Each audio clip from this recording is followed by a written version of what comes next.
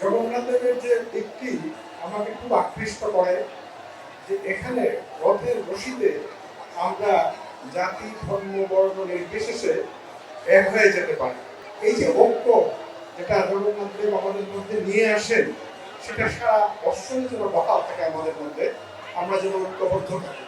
আজকে পূর্ব রথযাত্রাটা এমন সময় অনুষ্ঠিত হচ্ছে যখন আমরা আমাদের গণবৎসরে জুলাই গণঅভ্যুত্থানে বার্ষিকী পালন করছি।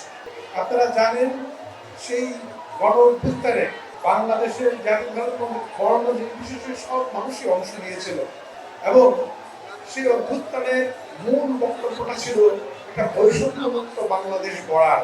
আমরা সেই চেষ্টা করে যাচ্ছি, কিন্তু বিষয়টা এত সহজ নয়, অনেক জটিল, অনেক কঠিন। ফলে আমাদের সেই বৈষম্যমুক্ত বাংলাদেশ গড়ার যে স্বপ্ন, সেটা ধারণ করতে হবে এবং সেই ব্যাপারে সবসময় আমাদের সোচ্চার থাকতে হবে। আমি আপনাদের কাছে সেই আহ্বান জানাচ্ছি। আমাদের কিছুক্ষণের মধ্যেই রথযাত্রা শুরু হবে, আমরা সেই অপেক্ষায় আছি।